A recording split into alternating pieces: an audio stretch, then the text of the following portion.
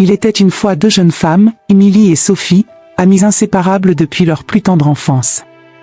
Leur lien était si fort qu'elles se considéraient presque comme des sœurs. Ensemble, elles partageaient tous leurs secrets, leurs rêves, et s'étaient même juré une amitié éternelle.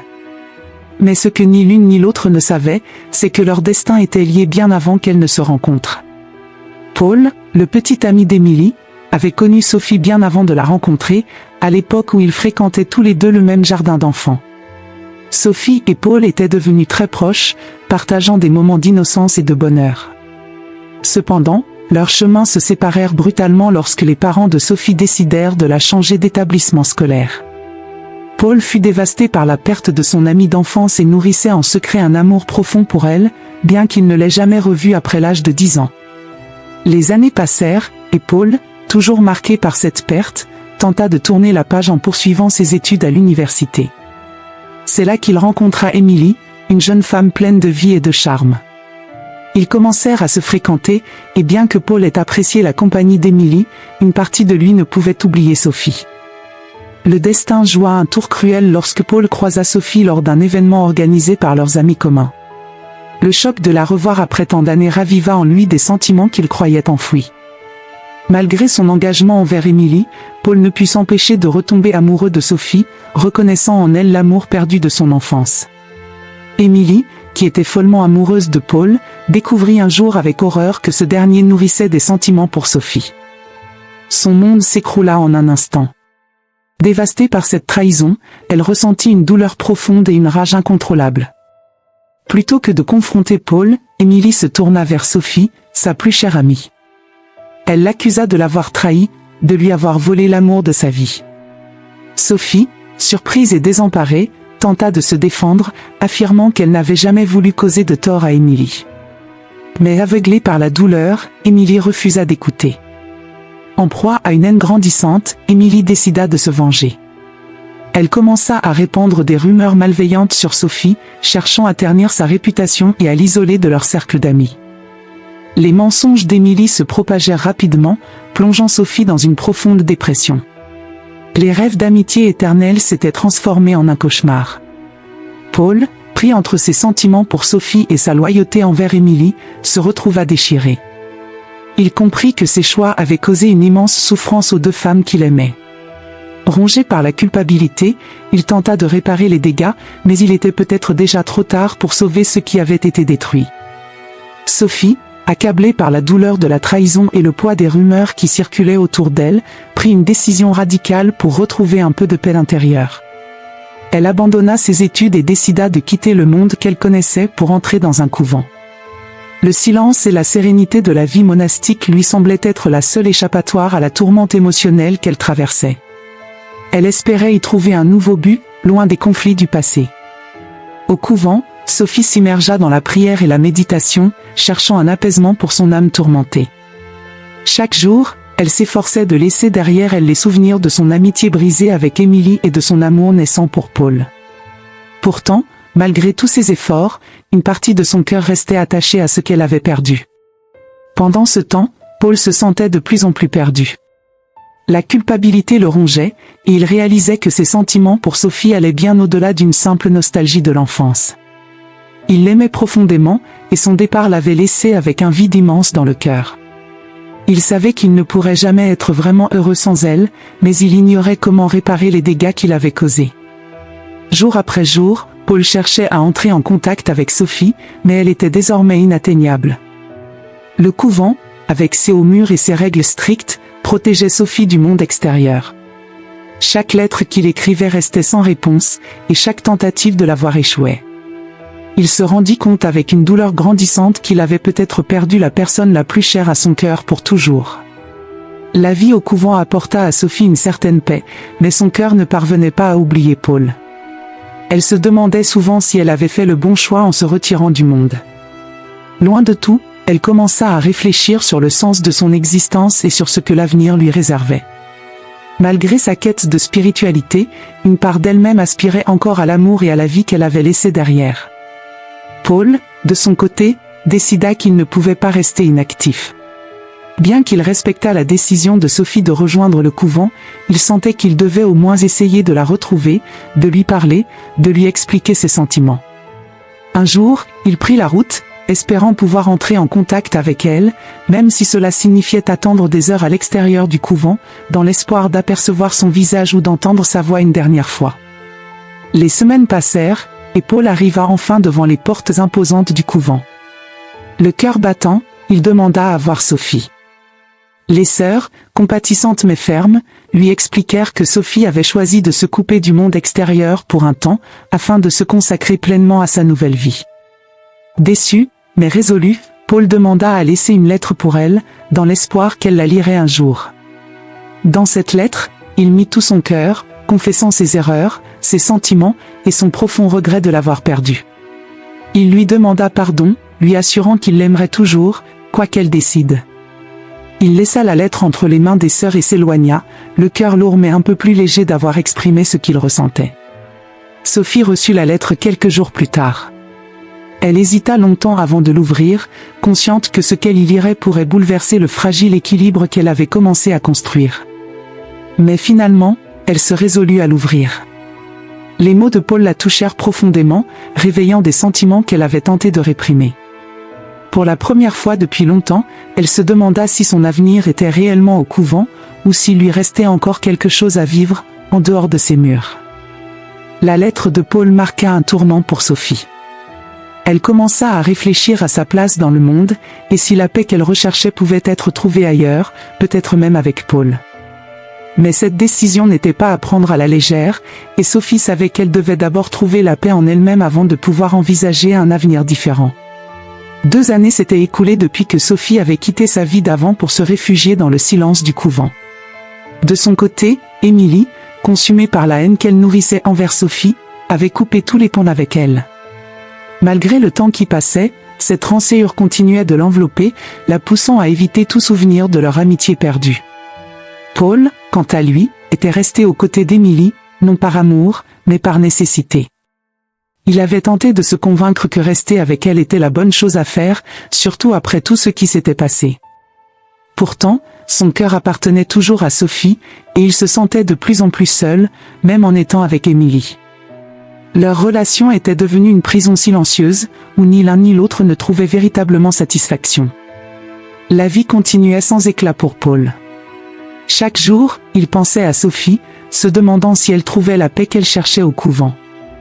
Il regrettait de ne pas avoir su protéger leur lien, de ne pas avoir eu le courage de choisir son amour pour elle plutôt que la sécurité avec Émilie. Les sentiments qu'il éprouvait pour Sophie n'avaient fait que se renforcer avec le temps, et la distance ne faisait qu'accentuer ce manque. Émilie, consciente que Paul n'était plus le même, sentait l'amour s'étioler entre eux. Elle ne pouvait s'empêcher de se demander si Paul pensait toujours à Sophie, et cette idée l'empoisonnait. Elle refusait d'admettre qu'elle l'avait peut-être perdu le jour où elle avait laissé sa jalousie la dévorer. Un jour, alors qu'Émilie tentait de renouer un semblant de lien avec Paul, elle réalisa qu'il ne lui avait jamais vraiment pardonné ses actions envers Sophie. Cette prise de conscience la remplit de colère, mais aussi de tristesse. Elle comprit alors qu'elle s'était elle-même enfermée dans une spirale de ressentiment qui avait fini par détruire ce qu'elle tenait le plus à préserver. Pendant ce temps, Sophie, après avoir reçu la lettre de Paul, était tourmentée par un dilemme profond. La vie monastique lui avait apporté une certaine sérénité, mais les mots de Paul avaient réveillé en elle un désir de vivre, de se reconnecter avec le monde extérieur, et surtout, de peut-être redécouvrir l'amour. Elle commença à remettre en question son choix de rester au couvent. Les semaines passèrent, et Sophie, tiraillée entre son engagement spirituel et ses sentiments pour Paul, décida de parler à la mère supérieure du couvent. Elle lui confia son désarroi, ses doutes, et la lettre qui avait bouleversé sa tranquillité. La mère supérieure, après l'avoir écoutée avec bienveillance, lui conseilla de prendre le temps nécessaire pour faire un choix éclairé, sans précipitation. Sophie commença alors à envisager de quitter le couvent pour explorer cette possibilité de retrouver Paul et peut-être même de construire une nouvelle vie. Mais ce choix n'était pas sans risque. Elle savait que la décision de sortir du couvent était irréversible et qu'elle devrait affronter non seulement les fantômes de son passé, mais aussi la complexité des sentiments qui l'unissaient encore à Paul. Paul, toujours rongé par le regret et l'incertitude, continua de vivre avec Emily, mais il sentait que cette situation ne pouvait durer éternellement. Un jour, il prit enfin la décision de quitter Emily, lui avouant qu'il ne pouvait plus vivre dans le mensonge. Cette rupture, bien que douloureuse, lui apporta un sentiment de libération. Libéré de cette relation, Paul se résolut à attendre une réponse de Sophie. Il ne savait pas si elle sortirait un jour du couvent, mais il était prêt à tout pour la retrouver et lui montrer que son amour pour elle n'avait jamais faibli. Un dimanche matin, alors que Paul assistait à la messe dans la cathédrale de Martin, un événement inattendu survint. Alors qu'il était plongé dans ses prières, il remarqua une silhouette familière parmi les fidèles. Une religieuse, vêtue de sa tenue monastique, était installée à une place éloignée, la tête baissée en prière. Ce qui attira particulièrement l'attention de Paul, c'était la ressemblance frappante de cette religieuse avec Sophie. Bien que le voile et les habits obscurcissent son visage, Paul ne pouvait ignorer le sentiment puissant de familiarité qui l'envahit. L'angoisse et l'espoir se mélangèrent dans son esprit. Paul se demandait si cette religieuse pouvait être Sophie, mais il savait que les habits religieux rendaient toute confirmation difficile. Après la messe, il tenta d'approcher discrètement la religieuse, mais il fut interrompu par la foule sortante, et la femme disparut rapidement parmi les autres fidèles. Déterminé à savoir si cette religieuse était Sophie, Paul décida de revenir à la cathédrale chaque dimanche dans l'espoir de croiser à nouveau cette figure mystérieuse. Les semaines passèrent, et chaque visite était marquée par une attente anxieuse, avec l'espoir persistant de retrouver la personne qui avait marqué son cœur. Pendant ce temps, Sophie était plongée dans ses réflexions et ses prières.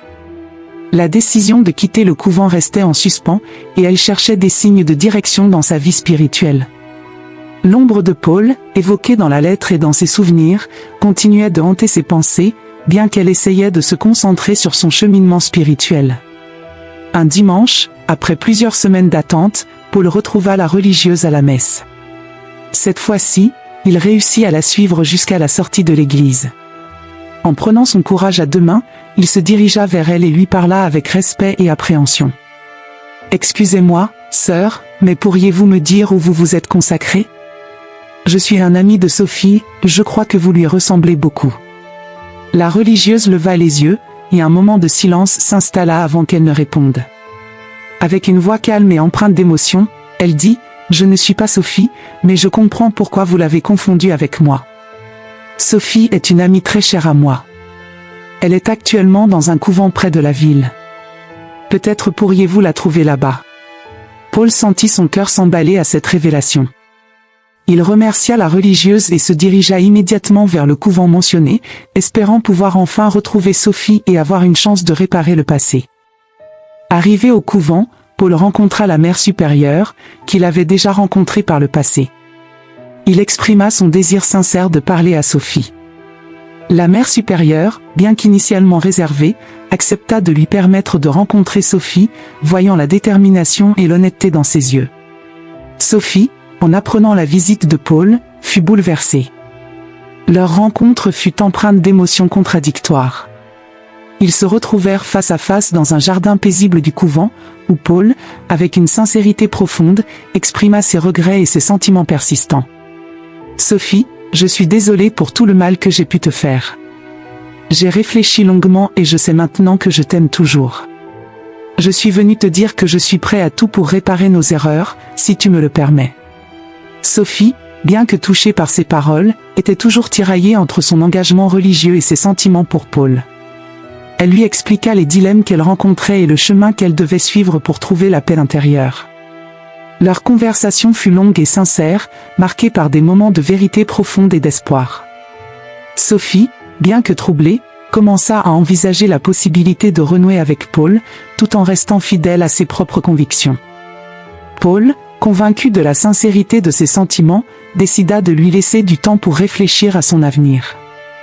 Il s'engagea à respecter ses décisions, tout en espérant que leur amour pourrait un jour se réconcilier.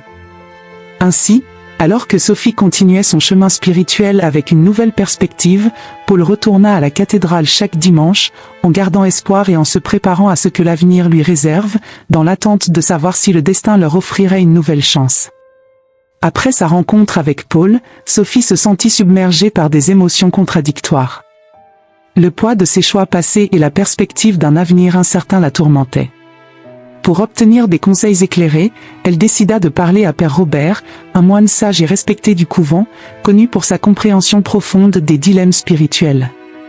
Sophie trouva Père Robert dans la bibliothèque du couvent, plongé dans ses lectures. Elle s'approcha de lui, le visage empreint de sollicitude et de questionnement. « Père Robert, puis-je vous parler en privé ?» demanda-t-elle. Père Robert, remarquant l'angoisse dans la voix de Sophie, acquiesça et la guida vers un petit salon tranquille. Une fois installée, Sophie lui expliqua les détails de sa rencontre avec Paul et le dilemme intérieur qu'elle éprouvait. Elle parla de ses sentiments persistants pour Paul, du tiraillement entre son amour et son engagement religieux, ainsi que de la peur de quitter le couvent. Père Robert écouta attentivement, son regard empreint de compassion. Lorsqu'elle eut terminé, il prit la parole avec une sagesse tranquille. « Sophie, tu as pris la décision de te consacrer à Dieu et à servir les autres, ce qui est une voie noble et courageuse. Mais il est important de se rappeler que servir Dieu ne se limite pas à porter un habit religieux. C'est aussi une question de cœur et d'action. » Il marqua une pause avant de continuer. « Tu es une femme forte, et la force ne se mesure pas uniquement par la capacité à rester dans le couvent. Parfois, la véritable force réside dans le courage de réévaluer son chemin et de faire des choix qui reflètent authentiquement notre foi et nos valeurs. » Sophie, écoutant attentivement, sentit ses doutes commencer à se dissiper légèrement. Père Robert continua. « Si tu envisages de quitter le couvent, ce ne serait pas un échec ou une trahison de tes engagements, mais plutôt une réévaluation sincère de ce qui te permet vraiment de servir les autres. Tu dois aussi considérer que la vie en dehors du couvent ne t'éloignerait pas nécessairement de Dieu, au contraire, cela pourrait te permettre de vivre ta foi d'une manière différente mais tout aussi significative. » Les paroles de Père Robert touchèrent profondément Sophie. L'idée de quitter le couvent, bien que toujours effrayante, commença à sembler moins intimidante face à la perspective d'une nouvelle voie où elle pourrait trouver un équilibre entre ses croyances et ses désirs personnels. Sophie se leva, remerciant Père Robert pour ses conseils précieux. Elle décida de prendre le temps nécessaire pour réfléchir à cette décision cruciale. Elle continua ses prières et ses réflexions dans le couvent, tout en explorant la possibilité de réévaluer son chemin de vie. Son cœur était désormais apaisé, sachant qu'elle pouvait envisager un avenir où elle pourrait rester fidèle à ses convictions tout en explorant de nouvelles avenues pour servir les autres. Sa détermination se renforça alors qu'elle commençait à envisager un avenir avec Paul, tout en restant fidèle à son propre parcours spirituel. Alors que Sophie commençait à envisager un avenir possible avec Paul, les événements prenaient une tournure sombre à l'extérieur du couvent. Émilie, désormais influencée par la richesse et les connexions de son nouveau compagnon, Jacques, un homme d'affaires corrompu, décida de se venger de Sophie. L'acharnement d'Émilie était alimenté par une jalousie profonde, exacerbée par le fait que Paul avait visité le couvent à la recherche de Sophie. Utilisant ses ressources et ses relations, Émilie lança une campagne de diffamation contre Sophie. Elle engagea des personnes pour répandre des rumeurs malveillantes lors des événements sociaux et publia des articles dégradants dans les journaux locaux. Les accusations étaient graves, elle prétendait que Sophie, sous son habit religieux, avait séduit plusieurs hommes et avait même volé son petit ami, Paul. Ces accusations furent comme un coup de tonnerre pour le couvent. Sophie, qui s'efforçait de vivre sa foi avec sincérité, fut soudainement confrontée à une vague de médisance et de mépris. Les membres de la paroisse, influencés par les articles et les rumeurs, commencèrent à l'éviter. Sophie se trouva isolée, désemparée et presque accablée par cette honte publique. Elle se sentait trahie et abattue par la cruauté de la situation, mais elle choisit de rester fidèle à ses convictions. Les mois passèrent et la douleur de la calomnie continua de l'affecter. Cependant, Sophie trouva réconfort et force dans ses prières et sa méditation. Elle persista dans son engagement spirituel, malgré les difficultés. Père Robert, conscient des épreuves auxquelles Sophie était confrontée, lui offrit soutien et encouragement. Il lui rappelait régulièrement que sa dignité ne dépendait pas des opinions des autres, mais de sa propre intégrité et de sa relation avec Dieu. « Sophie, il est crucial de se rappeler que la vérité finit toujours par émerger. Les actions malveillantes des autres ne définissent pas qui tu es réellement. La lumière que tu portes en toi est plus forte que l'obscurité des mensonges et des rumeurs. Continue de vivre selon tes principes et ta foi. Ces mots résonnaient comme une douce mélodie dans le cœur de Sophie, lui offrant un soutien dans les moments les plus sombres. Elle poursuivit son chemin avec un courage renouvelé, convaincue que les épreuves auxquelles elle était confrontée faisaient partie d'un plan plus grand. Un jour, alors que Sophie continuait son chemin spirituel avec persévérance, une série de révélations commença à se produire. Jacques, sous la pression de ses propres affaires et des confrontations avec la loi, fut contraint de révéler l'implication d'Émilie dans les rumeurs malveillantes. Le scandale éclata et la vérité fut dévoilée, montrant clairement les manipulations et la jalousie derrière la campagne de diffamation. Émilie, une fois ses actions exposées, perdit son influence et sa réputation fut ternie. La communauté, voyant la vérité pour ce qu'elle était, commença à se réconcilier avec Sophie. Bien que la douleur de l'injustice vécue fût profonde, Sophie trouva la force de pardonner, réalisant que la véritable liberté réside dans le lâcher-prise et le pardon. Émilie et Jacques, désormais exposés pour leurs actions malveillantes, furent jugés en justice. Les preuves accablantes contre eux, notamment leur campagne de diffamation orchestrée contre Sophie, ainsi que les fraudes financières de Jacques, menèrent à leur condamnation. Le tribunal les déclara coupables de fraude et de diffamation, et ils furent tous deux condamnés à 10 ans de prison. Leur chute fut brutale et sans appel. Leur richesse et leur pouvoir, autrefois source de leur influence, ne pouvaient plus les protéger.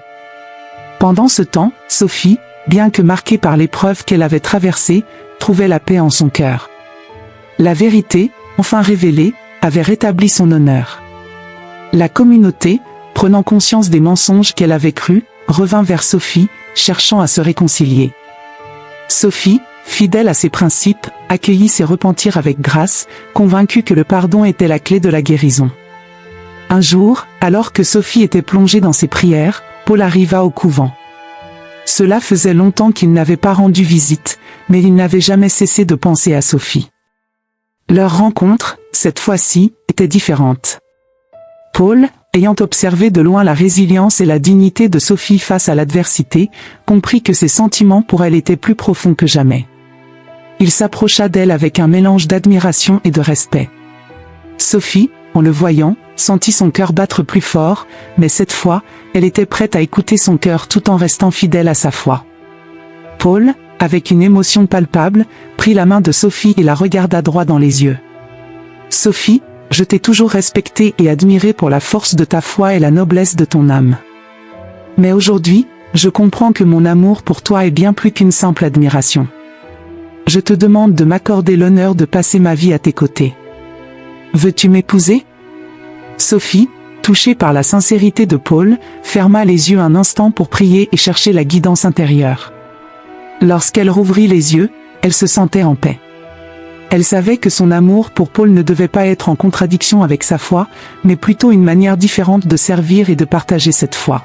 « Paul, dit-elle doucement, je suis prête à commencer ce nouveau chapitre avec toi. Mais je veux que notre vie ensemble soit un témoignage de notre foi et de notre engagement à servir les autres. Si tu acceptes cela, alors oui, je veux être ta femme. » Leur union, loin d'être la fin du chemin spirituel de Sophie, devint une nouvelle aventure où elle pourrait vivre sa foi d'une manière nouvelle, mais tout aussi authentique. Ensemble, ils entreprirent un voyage où leur amour et leur dévouement à Dieu se renforçaient mutuellement, montrant à tous que la foi et l'amour, loin d'être opposés, pouvaient s'unir pour créer une vie pleine de sens et de compassion. Le grand jour arriva enfin. La cathédrale de Saint-Martin, majestueuse et empreinte d'une sérénité sacrée, resplendissait sous les rayons du soleil qui filtraient à travers les vitraux colorés. Les murs de pierre, ornés de fleurs exubérantes aux couleurs vives, ajoutaient une touche de vie et de fraîcheur à l'atmosphère solennelle. Les invités, venus de toute la haute société française, discutaient avec animation, impatients de voir la cérémonie commencer. Alors que l'orgue commençait à jouer une mélodie douce et émouvante, un silence respectueux s'installa dans l'assemblée. Tous les regards se tournèrent vers l'entrée de la cathédrale. Sophie apparut, éblouissante dans une robe de mariée d'un blanc pur, ornée de dentelles fines et de cristaux scintillants. Son voile délicat, brodé à la main, ajoutait une aura de mystère à sa beauté radieuse. Elle avançait lentement, au bras de son père, qui la regardait avec une fierté évidente. Le sourire qui illuminait le visage de Sophie reflétait la paix et le bonheur qu'elle ressentait en cet instant, un bonheur qu'elle n'aurait jamais imaginé connaître après les épreuves qu'elle avait traversées. Paul, debout à l'autel, essayait de dissimuler la tension qui l'habitait. Son regard, fixé sur l'entrée de la cathédrale, trahissait une légère anxiété. Malgré la sérénité apparente, il y avait en lui une certaine nervosité, comme s'il cherchait encore une confirmation, un signe que tout allait bien se passer. Son cœur battait à tout rompre alors que Sophie s'approchait de lui. Lorsque Sophie arriva enfin à l'autel, elle et Paul échangèrent un regard rempli d'une tendresse infinie. Le prêtre, souriant avec bienveillance, commença la cérémonie. Les mots sacrés résonnaient dans la cathédrale, apportant avec eux un sentiment de solennité et de profondeur spirituelle. Mais alors que la cérémonie se déroulait, une pensée persistante traversa l'esprit de Paul. Ses yeux, bien que fixés sur Sophie, semblaient chercher quelque chose dans la foule. Il ressentait une étrange sensation, un mélange d'impatience et de crainte. Alors que la cérémonie avançait, les invités étaient captivés par l'émotion palpable qui émanait de Sophie et Paul. Le prêtre continua de prononcer les paroles sacrées qui scellaient leur union, et lorsqu'il demanda à Paul s'il acceptait Sophie comme son épouse, la voix de Paul, remplie de conviction et d'amour, résonna dans la cathédrale. « Oui, je le veux. » Un murmure d'émotion parcourut l'assemblée, et certains invités essuyèrent discrètement une larme. Sophie, les yeux brillants, tourna ensuite son regard vers Paul. Elle sentit son cœur battre à l'unisson avec le sien, un sentiment de paix et de bonheur l'envahissant. « Moi, Sophie, je te prends, Paul, pour époux, pour t'aimer et te chérir dans la santé et la maladie, dans la richesse et la pauvreté, et pour te rester fidèle jusqu'à ce que la mort nous sépare. » Les mots étaient prononcés avec une telle sincérité que même les fleurs semblaient s'incliner pour témoigner de la solennité du moment. La cérémonie continua, et lorsqu'ils échangèrent les alliances, le symbole de leur amour éternel, la cathédrale se remplit d'un silence respectueux, suivi par un éclat de lumière traversant les vitraux, comme une bénédiction divine sur leur union. Le prêtre, avec un sourire bienveillant, déclara « Vous êtes désormais unis par les liens sacrés du mariage. Que Dieu vous bénisse. » Paul se tourna alors vers Sophie, et doucement, ils s'embrassèrent, scellant leur amour devant tous. Les invités éclatèrent en applaudissements, et la cathédrale résonna des échos de la joie partagée. À la sortie de la cathédrale, la lumière du jour accueillit les nouveaux mariés, entourés de leurs proches. Leurs regards se croisaient, remplis de promesses pour l'avenir. Sophie et Paul, main dans la main, se dirigèrent vers la calèche qui les attendait, prêts à commencer leur vie ensemble. Ils savaient que ce voyage ne serait pas sans défis, mais ils étaient convaincus que, tant qu'ils resteraient unis par leur amour et leur foi, ils pourraient surmonter toutes les épreuves. Leur mariage devint rapidement un symbole d'amour et de dévotion pour tous ceux qui les entouraient, inspirant des générations à venir.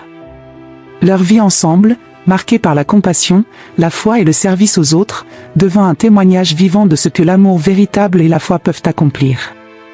Que cette histoire continue d'inspirer ceux qui cherchent à trouver la paix et l'amour, malgré les tempêtes de la vie. Merci de nous avoir rejoints pour cette aventure, et n'oubliez pas de vous abonner à Histoire ancestrale pour découvrir d'autres récits empreints de sagesse et de valeurs intemporelles.